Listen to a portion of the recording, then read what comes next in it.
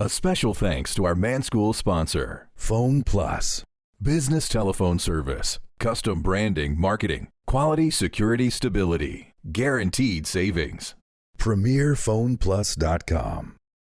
Yeah, so my name's Travis Rosen. I did a show called American Ninja Warrior for 10 seasons. I've been able to speak now for it's going on a little over 10 years. So I've spoken to tens of thousands of people over that time. And what's crazy is I always pray into every talk, and no talk is ever the same. So it kind of hurts from the preparation standpoint. So I always have to do a lot of work, but I prayed into this, and God gave me, I felt like a unique message for you guys. So yeah, it's going to be entitled Men of God-Sized Dreams. And real quick, I want to give a shout out. The 3 generations, you guys already heard, my son, my brother, and my dad. Just want to shout out my dad. He's never actually seen me speak before. And so, and I know there's some ex-military here, ex-Vietnam veteran, Marine, Bronze Star recipient. So really thankful that my dad is here.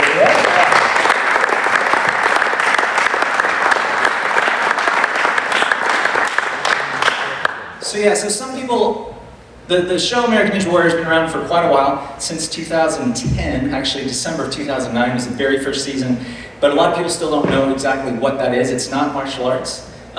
It is an obstacle course competition, and I'm going to give you guys a little sneak peek of some moments that I've had on the show, along with some of the more unique training that came along with it.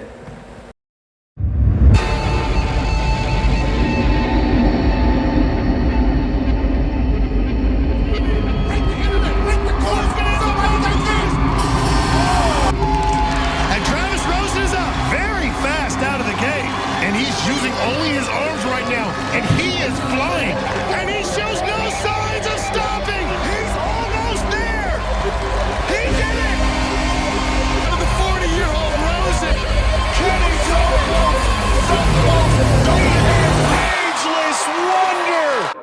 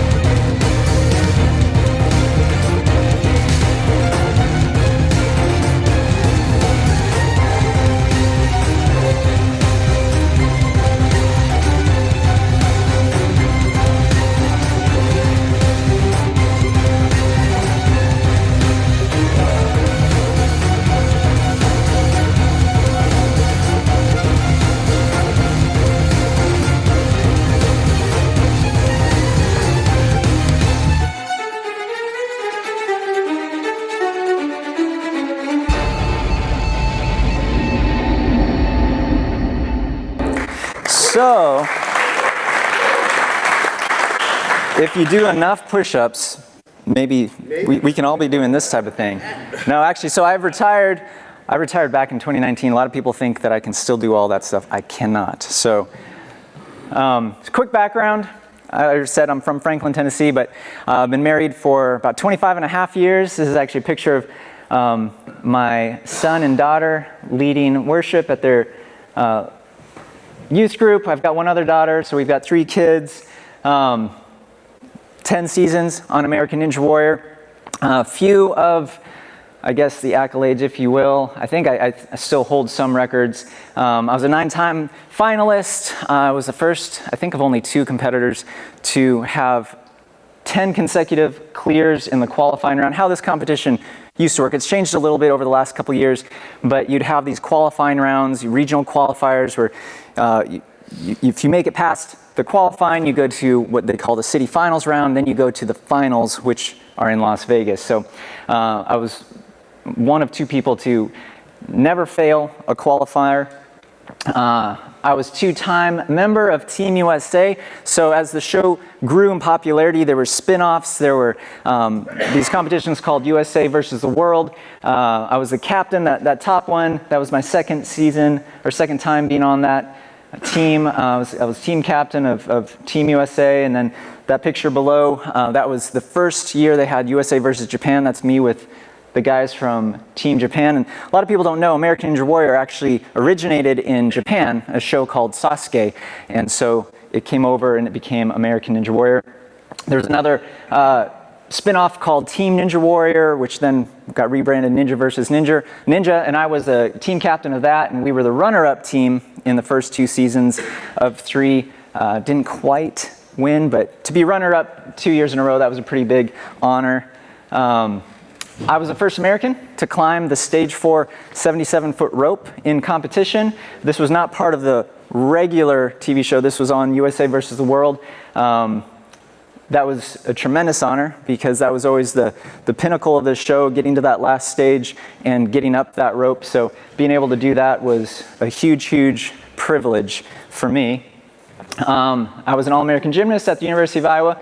And probably the most important thing on this list, my senior year at Iowa, I gave my life to Jesus. So, and thank you to my brother back here who was basically the one who led me to the Lord, long distance. He lived here in Tennessee at the time. And you never want to give up. Those people in your family, your friends who you know are lost as lost can be, keep praying for them because you never know what the Lord's working in them. Keep sowing those seeds. I did a year study abroad in Japan it was called the University of Tsukuba, or Tsukuba Daigaku. That was my major in college, was Japanese, so did that for a year, and I grew up on the west coast in Eugene, Oregon, but like I said, I've been here for 26 years. So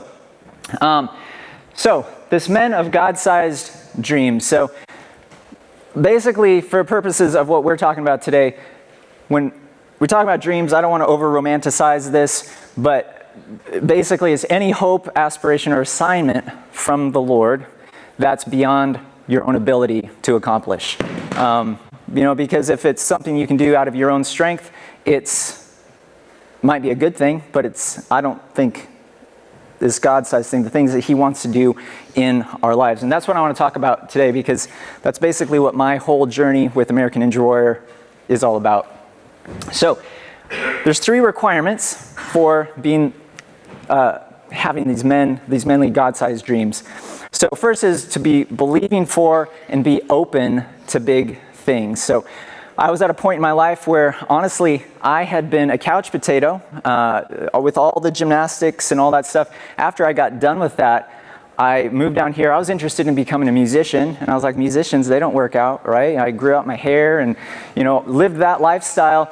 And after about 8 years, our second child had been born, and I really felt like the Lord was saying, you need to get in shape. You need to take care of your body. You need to be physical, be a good example to your kids, but also be able to be active with your kids as they grow up. So I started getting back into shape.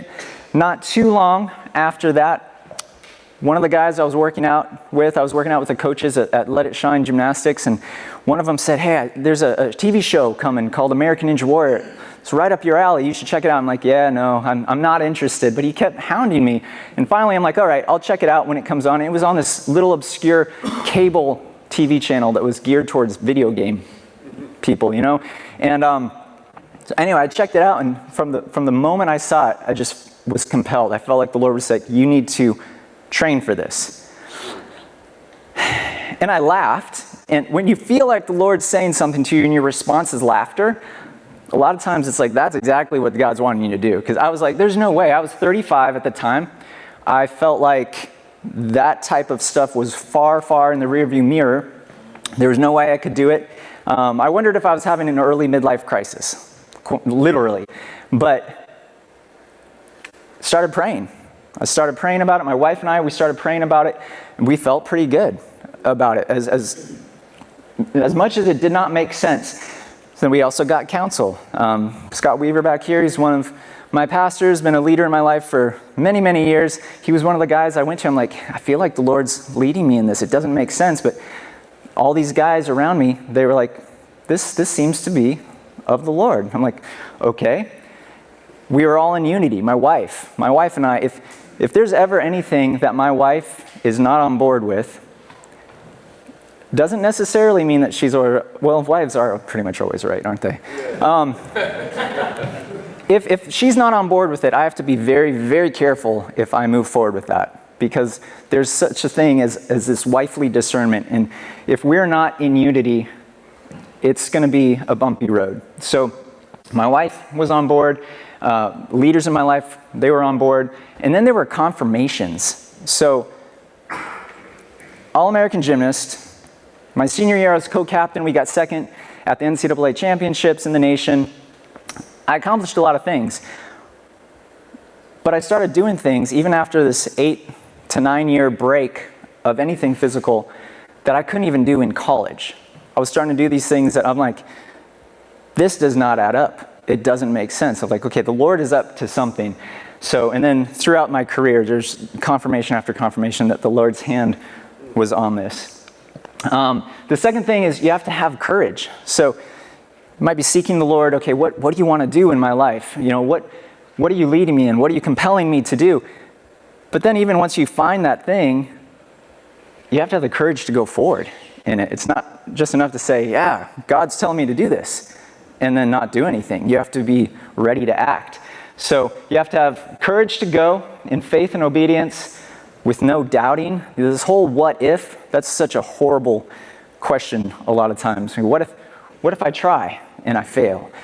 What if I put in my application and they reject me? Oh, I don't know if I can handle that. Well, if you don't go forward, you'll never know. And I still remember training for this, and that was actually another thing, going forward in faith and obedience. I saw this first season. I didn't know that they were gonna have another season, let alone, you know, a career for this show for me that would last 10 years. I just started training because it was just American Ninja Warrior. It wasn't American Ninja Warrior 1.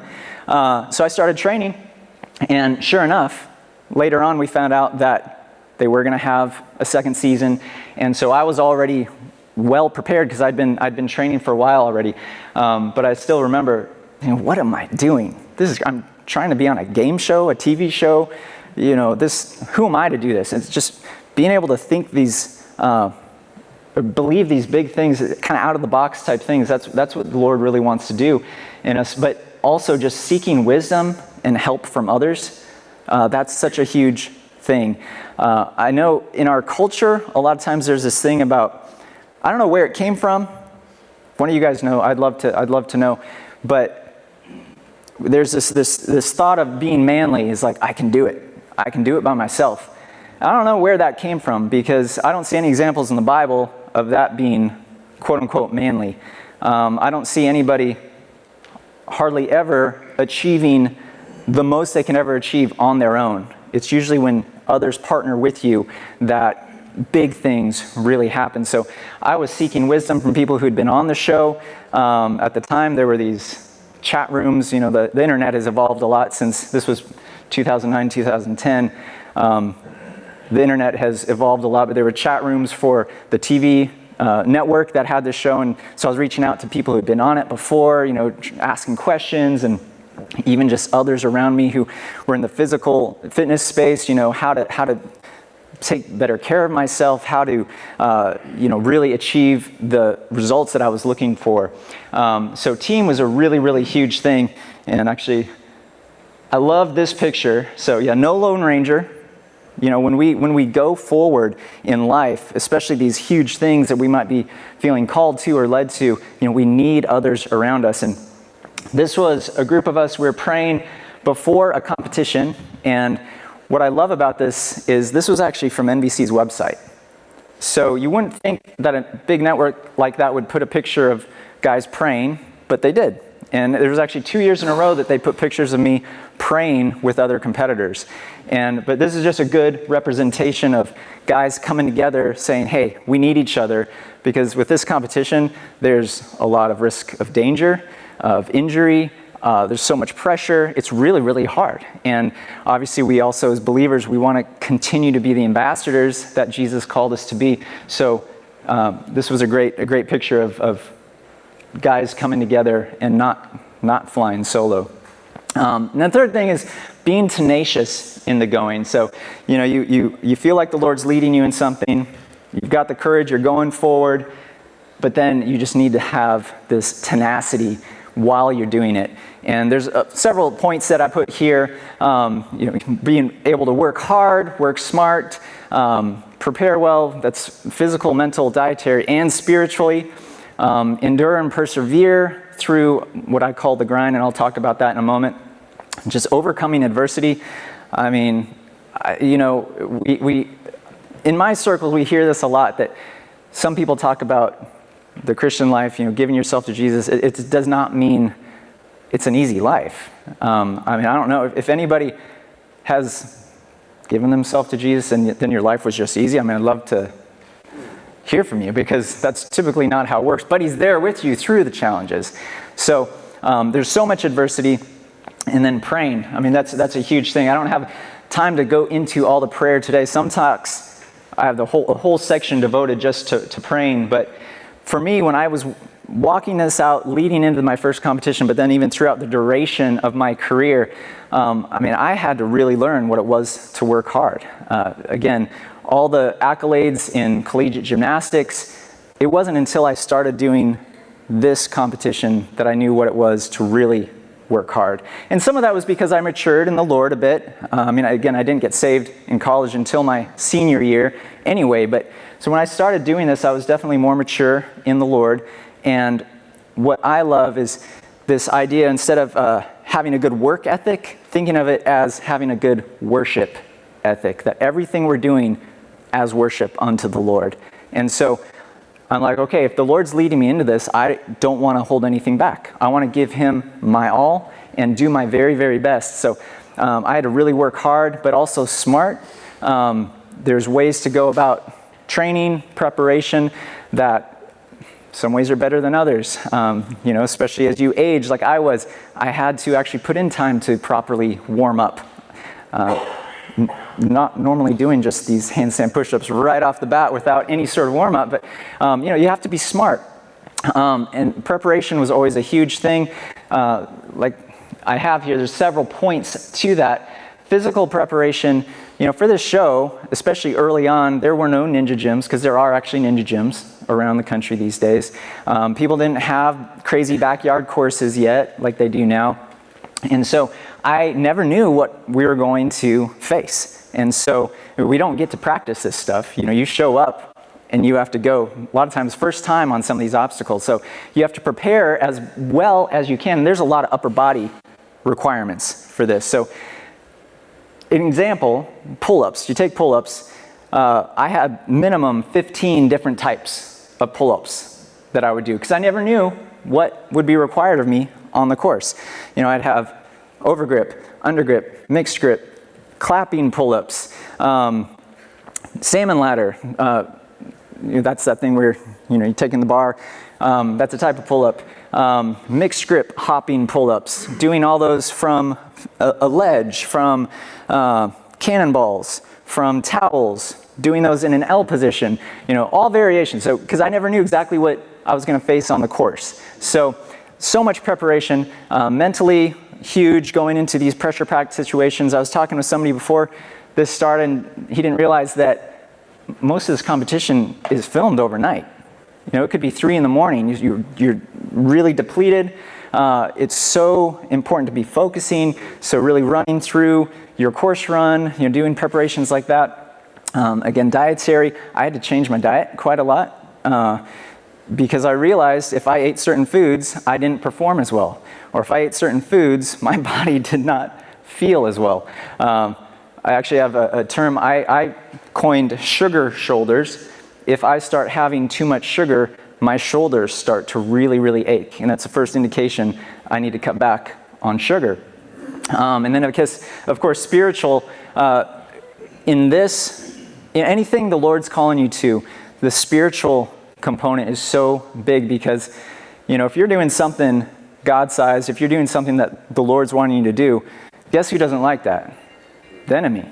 And you've got to be on point, prepared, ready to go, because there's going to be attacks, there's going to be temptations, there's going to be lots of things trying to take you out. So that was really a big thing. Just enduring. The first several years that I did this competition, it was kind of the honeymoon, I will say. It was just like, yeah, this is awesome. This is what the Lord's calling me to do. But then it became more difficult, as things can be. And I kind of call it the grind, just because it got to be very much like a job. It was an assignment from the Lord, and it kind of lost some of the glamour that it had the first several years, but it was very clear that the Lord still had me there, and he was doing a lot of things in and through me. So I had to continue to seek him and persevere through the challenging times. And again, there was lots of adversity. I'll talk about some of that, but on this show alone, you train really hard all year, and unless you actually get through all the stages and hit the buzzer at the top of that huge rope climb, which again, the competition's a bit different now these last couple of years, but when I did it, that was the case. If you don't do that, you've fallen short of your goal, and you put a lot of time and effort into that. So that's a hard pill to swallow, especially if it's something you feel like the Lord's called you to. It's like, well, you're calling me to this. Why am I falling short? So it's a type of adversity. There's injuries. There's a lot of different things that we come up against. And then praying. That, like I said, I don't have time to really go into all of that today, but prayer was a huge component and continues to be a huge component of my life. Leading up to these competitions, in the middle of the competitions, after the competitions, with other believers, as a sign and wonder to other people. I had times people were coming up to ask me to pray for them because it made them feel more at peace before they competed. The Lord really did a lot of things. The funny thing is, so I would always use this as a way to share my faith, because this was a dangerous competition, and we from the get-go, we felt like this was a mission field. That's why the Lord was calling me to do it. And people were hurting themselves from day one. And so I'm like, all right, open door. So I'd go up and I'm like, hey, saw that you banged up your elbow there. I'm a Christian. I believe that Jesus heals. Can I pray for you? And most people, when they're in the midst of an injury, things like that, they're not going to refuse you. Some people still might, but most people won't. And it's a great way to share your faith. The funny thing is, and this is part of God's sense of humor, there were times when I prayed for people, they got better, and then they beat me. So, it's like, all right, that's okay. There were some good seeds sown in their life. So some personal examples of how I walked a lot of this stuff out, again, at the very beginning, but then throughout the 10-year career that I had. And I like this photo. So I think this was the 7th season. This was the city finals round. So again, the way the show evolved, you had the qualifying round and the city finals round, and then you'd qualify to the finals in Las Vegas. And I had just fallen in the water. I had qualified to the finals, because typically how it worked, if you went far enough, fast enough, you could still qualify. But I really wanted to finish that course. So, I was thankful that I'd qualified, but I was really frustrated that I didn't finish the course. And why I like this photo is because it really helped me kind of embrace that whole, okay, what did you do wrong? How could you have better prepared? And in this instance, it was a new obstacle, and I hadn't really done the right investigative work beforehand, watching people who were making it through. Like, how are they doing it? It was more like, I can figure this out, and I couldn't. And from that, though, falling like that, it helped me redouble even more my training. And so by the time the finals rolled around, I was even that much stronger, that much more prepared. So, some examples. So, Team Ninja Warrior, I mentioned this earlier. This was one of the spin-off series. This was kind of a fun series because most of American Ninja Warrior, it's such a solo sport. It's you against the course. But with Team Ninja Warrior, you had teams, and you were actually competing against another team, racing side by side. So anytime you can get a team component, I think it's just better, because you've got people working together, trying to achieve a common goal.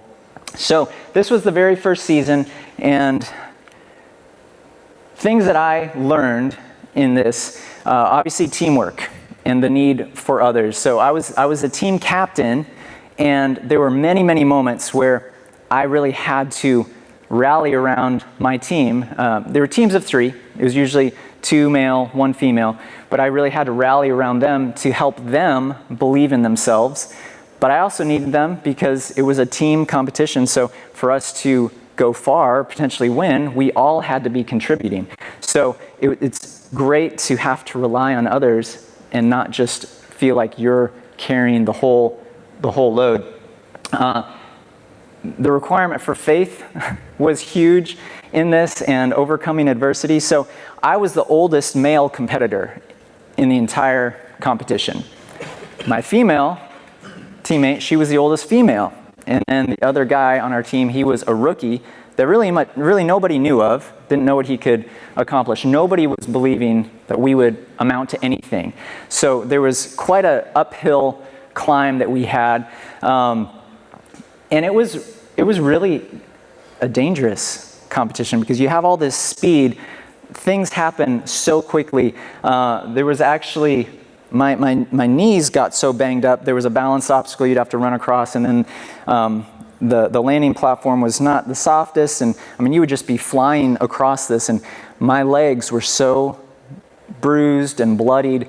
The next day, we were still in the competition, but I couldn't bend my leg all the way. I couldn't straighten it all the way. I was like, I'm gonna have to maybe withdraw, maybe have somebody take my place. But the Lord, He showed up. There were so many ways that I wanted to give up, even in the midst of a competition. You maybe get a little bit behind. You're like, oh, there's no chance I'm gonna catch him. But you always want to keep persevering, and you never know what's going to happen. So I'm going to show a quick clip from this and how this competition, again, it would work.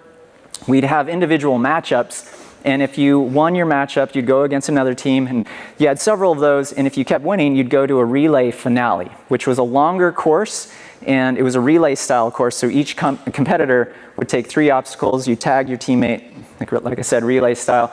And anyway, I had the anchor leg, and we were going up against a really hard, strong team, and so I'm going to show you guys this. You don't just jump over and leaps. Wow, good effort by Shabazz. Now she's in the race. Moravsky up first. Joyce Shabazz got to keep it close. Leap for that tag. Adam Arnold leaving it all on the ground. Whoa! What a lead! Straight for the third one. Adam Arnold close, and look at Moravsky's face. 100% intensity. Oh man! Arnold has closed the gap. Letting him go. Gonna be the right on his back. Moravsky delivers. It's gonna be Captain. This is what we're looking for. This is what we're looking for. Oh shoot! Captain America, let's go. Neither of these guys have lost a race today. Oh, he just skipped. Oh, Skippy. Moravsky onto the tilting ladder first. Ooh, did you see that skip from there? Cheering his cousin on. That boy smooth like peanut butter. Let's go. Does Rosen have enough in that 41-year-old I think he does. It's going to come down to this tower climb. This is the climb off. Oh, boy. He's going now. Rosen staying ahead. They're neck and neck. Rosen a foot ahead, but it's going to come down to the rim. All he has is all you got right now. All you need is all you have right now. At 41 years old. Boy, that's rope toughness right there. He does it. Rosen brought it back. Travis Rosen, the captain, delivers, handing Joe Moravsky his first defeat. What a finish by the 41-year-old captain. Yeah, so that was a fun moment. That was a great moment. How many years ago? How many years ago was that? That was 8 years ago, 9 years ago, maybe. So yeah, 10 years ago. You're 51. My dad is the mathematician in the back. So there you go. But that's a whole nother obstacle, and some of that adversity that I was up against that I forgot to mention was my age. So I know I said that I was 35 when I felt like the Lord was calling me into this, but I was on average 15 to 20 years older than all the other competitors, yet kind of still in the mix every season. So I think I placed in the top five times. I tied for second overall one year. So that was always a huge thing. But this whole age is just a number. Don't let age hold you back from what you feel like you're supposed to do, but physically speaking, our bodies change. So it was a lot harder for me than a lot of these younger competitors. If I fell, I felt it for a lot longer. And speaking of falling, as cool as that moment was, my team wound up making it to the total finale, the championship finale. And it was a very similar situation. I was coming from behind, did a big dismount off of that tilting ladder, but did it a little too big and got a little wonky on my trajectory and completely missed the landing platform, which was elevated, fell all the way down to the unpadded ground and broke my wrist. But in the moment, didn't realize it, popped up and still finished that whole thing with a broken wrist. So yeah, there's some adversity I had to overcome there. That was a challenging one. Another one of those like, well, Lord, what's up with this? You know, you told me to be a part of this. Why? We could have won. But instead, through it all, I got to encourage a lot of people, and my faith, my character grew a lot. So next it was city finals from American Ninja Warrior 8 in Atlanta. So anyway, this was, I have to set this up. So this was actually coming off of that broken wrist. I'd only been training for about 2 months, like upper body, so I was not in shape whatsoever. There were tons of things, from having to work hard to get back, from the injury, so much adversity. I put here that I was 85% healthy. It was probably less than that. And this was the one year that I almost fell in the qualifying round. The 6 obstacles in the qualifying round, I fell, or I almost fell on the second to last one. I thought I was going in. I was gassing out, didn't have much energy. And I remember going up that warped wall, which again, if you've never seen a warped wall, this is a pretty tall thing. So got up that, and I remember looking at the extended course that I was going to have to do for the city finals round. And I'm like, God, how am I going to do this? I barely got through this shorter course. How am I going to do this? So I had to pray a lot, but also get a lot smarter. And okay, how can I save some energy? How can I be a little more efficient in the first half of the course so I had enough energy for the last half? Right before I was getting ready to go, they said, we're stopping for lunch. And a lot of union rules or whatever. It was 1 in the morning, but they're like, we're stopping for lunch. So I was ready to go, but wound up having to wait an hour and a half. And instead of just sitting back down, I stayed fresh, I stayed warm, I had worship music on, I was just really getting in the mindset. And it was really, really cool what happened. When I went, nobody had finished the course yet. There was a new obstacle, second to last obstacle, no one had cleared it yet. And that's really hard. It's a mental obstacle when you are trying to do something no one's done before. And in the middle of it, I prayed. You're going to see, when you watch this clip, I get stuck. And I don't know if you guys we were just doing push-ups, but if you ever max out on push-ups or pull-ups or whatever, you get to a point where you just can't do anymore. That's basically what happens here. I tried 1 time, 2 times, 3 times. I'm like, I can't do this. I'm going in. I prayed right in that moment. I'm like, Lord, what do I do? Instantly, there was a new strategy that popped in my head. I tried it. Not only made it through, but then cleared the course and was one of only 4 people to do that. Can you imagine that he's never seen this obstacle, and these clackers get bigger from 12 inches at the start up to this one, which is 16 inches. Little trouble, but the gymnast should have good body control. You see that face expression? This is where you gotta dig deep. Dig deep. You gotta flip it. Dig deep. Oh! Come on. Does he have anything Do left? the A-Town stop. I want to hear that clack go. Yes! Yeah! It went stop, baby. Travis Rosen continuing this impressive run. If there's going to be anybody to figure it out, it's going to be Travis Rosen. Now, this one is wicked. Yes! Woohoo!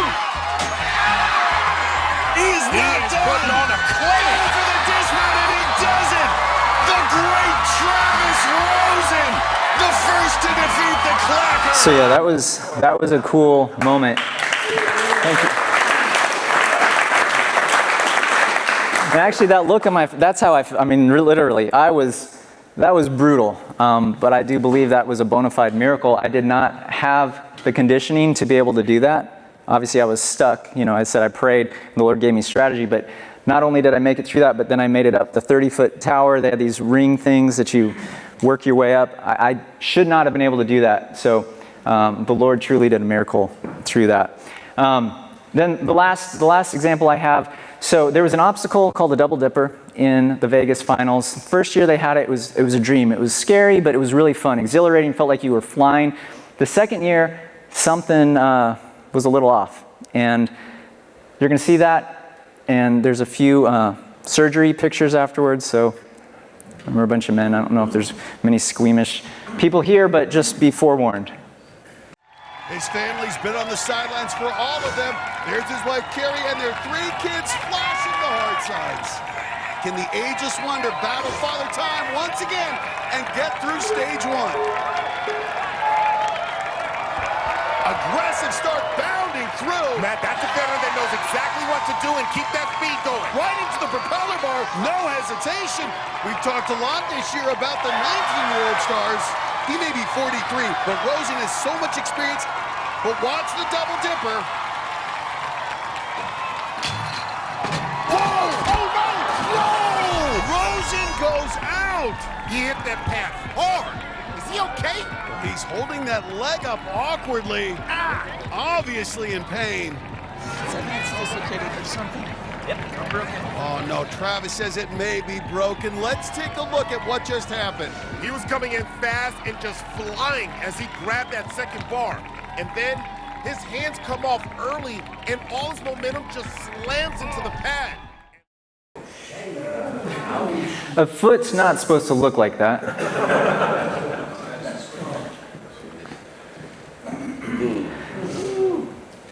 So yeah, I had to have surgery right there in Vegas. I broke my ankle in 3 places, had hardware in my ankle, screws, plate. That was a tough one.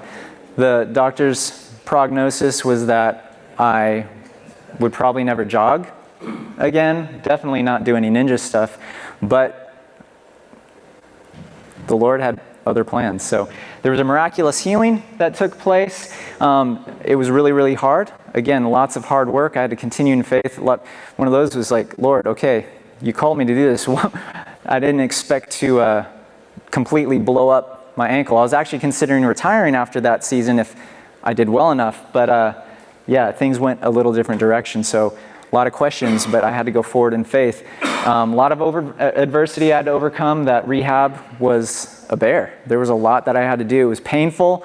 And even once it got strong enough, you know, you have a hard injury like that, there's a lot of fear you have to overcome because you're thinking, am I going to do it again or am I going to re-injure it? But I did heal enough and the Lord opened the door to one more season. He was very clear, which, you know, this whole time, every year, even if I did really well, I'd pray it through, like, Lord, do you want me to do it again? And so I was always trying to live my life that way. And he was very clear, you're going to go back and then you're retiring. And I was like, okay. But I had to face down a lot of fear, you know. You have that type of an injury in front of a national TV audience. You know, with, again, this show, it's waned in popularity, but these years, my years competing was kind of the peak of the show. So every episode you had about 6 million people watching. So, you know, to do something like this in that type of a setting, there was a lot of fear I had to overcome. But I made it back to that exact finals, got to get redemption on that course. And again, I was like, okay, Lord, you brought me here. I'm going forward. I'm a little bit of fear, but I had the courage to go forward. And this was how that was. He's always been important to Travis, and he's throwing up the hearts to his daughters. His wife and son are on a mission trip, but Travis has his dad and brother here as well. Plus, a lot of fellow competitors and fans in the stands to see what may be his final run. Yeah, Matt, check out the tape on his ankle. He's still not 100% recovered from that fall last year. Savor this moment. This could be the last run out of Travis Rosen. And an aggressive start. He's not holding anything back. Nice. Oh, my! 44 years old, a former gymnast, and taking big swings here. You gotta be careful. Whoa! just barely hangs on, and now here we go. The obstacle that shattered his ankle 1 year ago, the double dipper. Well, he went through months of rehab. He's got to be nervous staring down that track. All right, but look, he's smiling. He's ready. Here we go. Come on. Perfect. Get that leg kick. Nice. He's got it. Rosen has thrown the crowd on their feet and right into the jumping spider. And this has got to be tough on that 44-year-old rebuilt ankle. But he is running on adrenaline. He's not feeling any pain. Wasn't sure he'd ever compete again. Yeah, so that was really, really cool. I was able to encourage a lot of people through that. I actually got a message from a couple that they were so taken by my story, they actually named their child after me. So the ways that the Lord used all this to help me impact others was incredible. And that's one of my big takeaways that I try to give people is that, you don't have to be on a big TV show or be a movie star or an athlete or whatever. Wherever you are, wherever the Lord's got you, you can make an impact on those around you. Doesn't matter who you are, your age, you could be young, you could be very mature, but the Lord wants to still use you, so don't sell yourself short. So there's some cautions, that can derail these God-sized dreams. Pride, apathy, taking it easy, especially if you're doing well. Sometimes doing too much, an unhealthy zeal. I used to have to chill out 2 weeks before a competition because I'd start doing too much because I wanted to be so prepared that I'd overtrain and wind up getting some sort of an injury. Fear, as I've talked about, and then there's a lot of distractions that can really derail things. I was going to talk about some of that, but I'm running short on time. But for the guys, especially married guys in the room, well, we're all guys, but married guys, keeping your eyes on your wife. Being faithful to your wife, because things start happening where you can start getting your eyes elsewhere. What you allow through here can really, really mess up the big things the Lord's wanting to do in your life. And through it all, Jesus gets the glory. Luke 9:23 basically says, whoever wants to follow him, let him deny himself, take up his cross, and follow him. And that's basically what this was for me. It wasn't about my preferences. It was about following Jesus and the things that he was calling me to. So we have to be willing to lay down our preferences and follow him.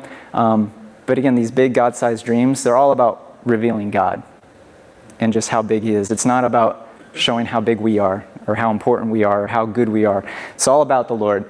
So I've kind of talked about this already, but in closing, just these takeaways, be believing for and be open to big things. You never know what the Lord's going to do. Again, you could be 80 years old. You could be 13 years old. Be open to what the Lord's wanting to do in your life. Be asking him. Then have the courage to go forward. Be tenacious. And just this last action item. Are you in the middle of a God-sized dream? If not, start asking him today what he wants to do in your life and respond in faith. So thank you, guys.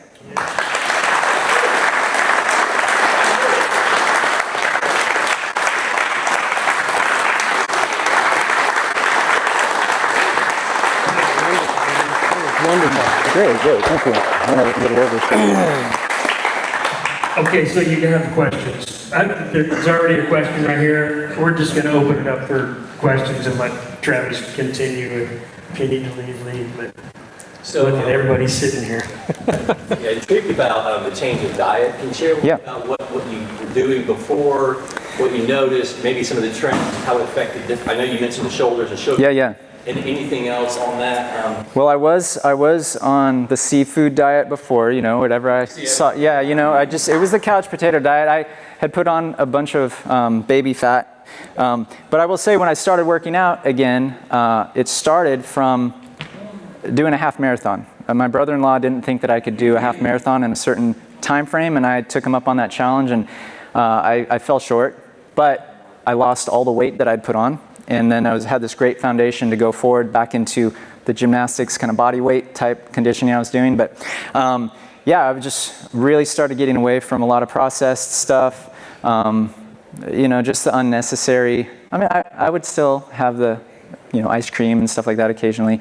Although when I was in the heat of all this, my wife would be having the ice cream, and I would actually add protein to oatmeal, and like chocolate protein powder to oatmeal. that was my treat. But yeah, just really watching the sugar. And the funny thing with that is one season I got really, really hardcore with the sugar going into the finals. For 3 months I had absolutely no sugar other than what was in fruit. And you try to take sugar out, that's hard. I mean, ketchup, all these different things, it's all got sugar. So it was very hard, but I was very intentional. And anyway, the competition got over. That was one of the years I was on Team USA. And we had gotten done with that, but we still had to stay in Vegas for a day or two to do some extra filming and stuff. And there was this pile of Monster cookies, because we get these box lunches, and a lot of healthy ninjas, people wouldn't eat that. And so there's this pile of them, and I was like, I can treat myself. And I had several of these big Monster cookies, and literally that's my shoulders for a month, like blew up. So yeah, so obviously watching the proteins and all of that kind of stuff. But I will say I would have ribs. My next workout, I'd feel it. I would be breathing heavier, things would be harder. I like me some ribs, but just had a lot more fat in those, and so I was really watching things like that. Any residual pain, Travis, with your? Oh, you're not supposed to ask that one, because it's supposed to all finish with like no. Yeah, I do. Especially my ankle. It reminds me. Which leg? It was my right. I can show you my scars if you want afterwards, but I actually had a second surgery to take all the hardware out after it had basically done its job. But sometimes it reminds me that it was completely demolished at one point. And now it's just bone? It's regrown? Yeah, everything's regrown. Even cartilage that supposedly, got damaged. I mean, it feels really good. I go running. But yeah, there's times that my body, I still have to take care of myself. How old are you? You're 51 now? Yeah, I'll be 52 this summer. So, but yeah, trying to stay active. I mean, you guys maybe have heard this, that motion is lotion. You got to keep active. If I can still do a standing backflip in my 70s, I'll be happy. I don't know. We'll see about that one. But do you have input on the design of the courses at all? No. Some ninjas, after they retired, would kind of hire or be hired on to the company that designed those. But yeah. What's some of the most challenging obstacles on the course that you've done? Well, so I made it to so the way they used to be, they'd have 4 stages at the finals. And the third stage was always known as this real upper body gauntlet. I mean, it was just brutal. And there was an obstacle called the floating doors, which is basically just wood panels. I mean, they look like doors, and you have nothing to hold on to, and you have to go across 4 of them. So you're pinching, with your feet, with your hands, you're pinching these and going from door to door, which is really, really challenging. And I made it to that stage one year and fell on that. I thought I was prepared. I'd never actually tried it, but I thought I was prepared. But I went back and started training for that, and it took me 9 months to build the strength and the technique to finally be able to do that. So that was a hard one. Yeah. I really identify with you as a gymnast. I was a gymnast in college. Oh, right. And a lot of the things you were doing, I remember, but I made a mistake and broke my neck and 5th CV. So that ended my career. They said, no, don't read it. Yeah, well, that was probably good advice to follow. Yeah, thankfully. You went on and did a bunch of other things. Thankfully, I never broke my neck, but I did land on my head a few times, so I've had some concussions. So. Don't realize that. I mean, you get beat up. Yeah. Yeah, my parents let me go into gymnastics because they thought football was too dangerous. Not sure how that one worked. Yeah, you. So I watched you on American Ninja Warrior, so it's kind of cool to hear the backstory about Faith powering that, because that's invisible to an audience member, obviously. But I was curious about the debacle and the double dipper. Was the design was so fast that it was dangerous and I had to phone it back? It's still a mystery. Okay. It's still a mystery. Temperature, actually, one of the theories is that it was a lot colder that year when I hurt myself. It was a bit sticky. The year before was a lot hotter, in Vegas. And so one of my theories is that the bar didn't slide quite as fast. The year that I got hurt, everything was a lot colder, and it just, but I'd also done it before, and my technique was actually too good. Like, I had perfect technique, and it launched me a lot more than probably their testers. And so, yeah, so that was a problem. And just what you were saying about the faith thing, I was always trying to share my faith. I'd always talk about the Lord in interviews and stuff, but most of the times that would get edited out. But I would take it like, well, there's still a crew here in the room. They're hearing what I'm talking about. And actually that clip when I did that double dipper, or not double dipper, the clacker, and then wound up being the first one and finished that course. The sideline host, she was interviewing me afterwards. She's like, well, you were about to fall, you were stuck. How'd you make it through? And without skipping a beat, I said, I prayed.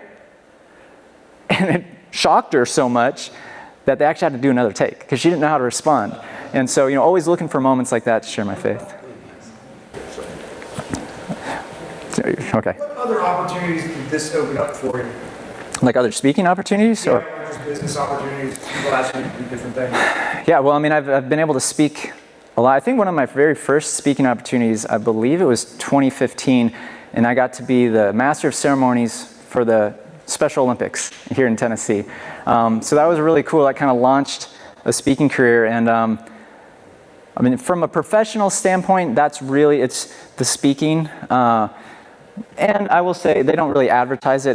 The winner of the show would get $1 million, but that's only happened a few times. But especially in the qualifying rounds, if you finished in the top 5 or so, you'd get cash prizes. They didn't really talk about that, but being as consistent as I was, I made quite a bit through that. To at least offset all the supplements. We were talking about supplements earlier. So yeah. You mentioned coming to Christ your senior year. Yeah. Talk into that a little bit about, was it, a coach, your wife? Yeah, so it was my brother. So my sophomore year in college, he got pretty radically saved. And he lived down here. I was up at Iowa going to school. And he would call me, and we'd have about 30 seconds of pleasantries, and then guess what? He'd start talking about Jesus. And I'm like, okay, I love my brother, but this guy is kind of a kooky guy. And so I would just kind of grin and bear it, and I didn't realize that he was sowing seeds the entire time.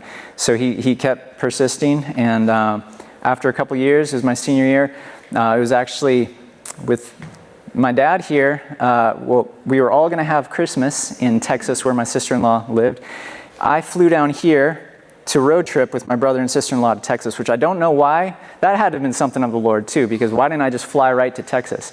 Instead, I came here to road trip with them. You know what happened the moment we got in my brother's F-150 and hit the road? They started talking about Jesus. And I'm like, oh, great. We're on this road trip to Texas and we're with these Jesus freaks, And 9 hours. Yeah. And my parents were going to fly to Texas from Oregon. We were all going to have Christmas together. And anyway, in the cab of my brother's F-150, we'd been talking for a while. All of a sudden, I felt something. And I'm like, what the heck is this? It felt, the only way I can describe it felt warm. It felt good. It felt really peaceful. I didn't tell him about any of that. I was just kind of kept that to myself. Next day, we found out that my parents weren't going to come because my dad had gotten back from an Asian business trip, thought he had appendicitis, was at the hospital. Turned out to be a tumor the size of a softball in his large intestine. And so I immediately got a plane ride home, and my sister-in-law's family, they were all believers. So we stood around to pray for my dad. And I remember in this prayer circle, I'm like, what do we do? People actually pray? And same thing that I felt in my brother's car or his truck, I felt in that moment. I felt this peace. I felt this, I didn't know what it was. I liked it, but it was kind of scary. But I was also bawling uncontrollably. I'm like, what is going on right now? And so I flew to Oregon, and my dad had just been wheeled in, had surgery to remove that tumor. And I'd always looked at him as my hero. And seeing him in that really vegetative state, because he was still out of it from all the anesthesia, I broke. And in that moment, I'm like, okay, God. Years later, I realized what was all happening.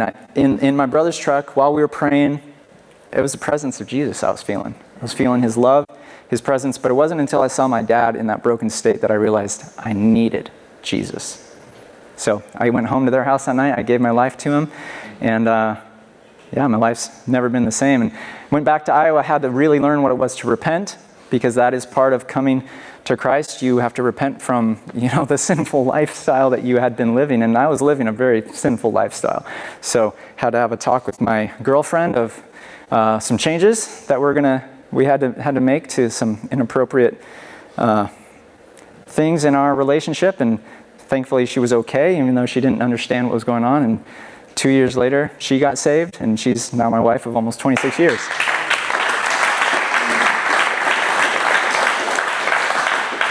My name is Morris, and I want to know what was the most challenging moment for you preparing for those extreme tests in your competition or preparing for your lifetime relationship with Jesus Christ? Well, I've never been asked that question. That's a good question.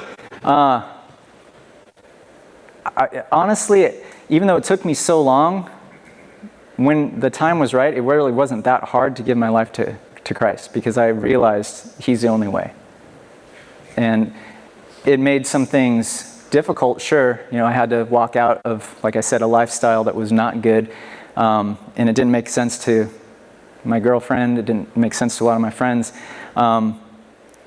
But my life has never been the same, and he's been such a help that that part wasn't that hard. But some of the stuff he calls us to, it's hard. I feel like for a good 15 years I've been, over my head in everything that the Lord's calling me to. And I think that's a great place to be, because it requires our desperation for him. So that's been really hard, but good. And I think that's how the Lord has wanted it for me. So. Could you tell me about how your training went, and when you were thinking about doing this, were you working and training? Or could you tell me about your daily journey there? Yeah, it was kind of funny how that all worked out. I was actually working at a digital media startup that went out of business during the GFC, the Great Financial Crisis in 08, 09. And it was a horrible experience because they were running out of money, became a very toxic workplace. At the peak, the company had maybe 115 people. I was one of 5 at the very end, because I really felt strongly the Lord was saying, I will release you. You're not allowed to quit. I'll let you know when it's time. And so once I made it through all that, I was like, okay, well now what? And actually, a family member was asking me if I wanted to learn about the stock market, which I said, no, I do not. I had a very negative connotation about the stock market, but he kept persisting, and then leaders in my life were saying, you might need to pray about this. That could be something the Lord's wanting to do. So I prayed all the more, felt like the Lord was like, yeah, go for that. So I took classes, I learned how to do that, and which opened up basically a very flexible career. I was doing that from home, and right at that time was when the Lord brought all this ninja stuff. So it really helped me have the flexibility to train, because I think if I would have had a quote-unquote normal job with normal hours, I wouldn't have been able to train in the ways that I needed to for this. So the Lord was really orchestrating a lot of things to help provide time for this. One last one, Tony. Would you be able to put back up the Luke 9:23? Oh, yeah. It's too bad. I appreciate that. Thank you so much. What's your next big why? What's your next big thought? My next big, I've got a long coming book project. So that's just another one of these obstacles. In the peak of the show, I've got a couple different speaking agencies, and one has a literary division, and I was signed with them and put a lot of time into a book proposal that they were shopping around, and for several reasons, it just didn't work out, and I got discouraged, and I kind of just shelved it. I'm like, all right, well, I felt like I was supposed to do the proposal, but I guess that didn't work out. I'm done. But even all these years later, the Lord's kind of bringing that back up and like, you need to finish that. And the good thing is, I feel like in the years since I retired, there's still been a lot of stuff that I've walked through that actually needs to be part of that book. So it wasn't time, 6-7 years ago, but I think all the ingredients are there for it now. A special thanks to our Man School sponsor, Phone Plus. Business telephone service, custom branding, marketing, Quality, security, stability. Guaranteed savings. PremierPhonePlus.com.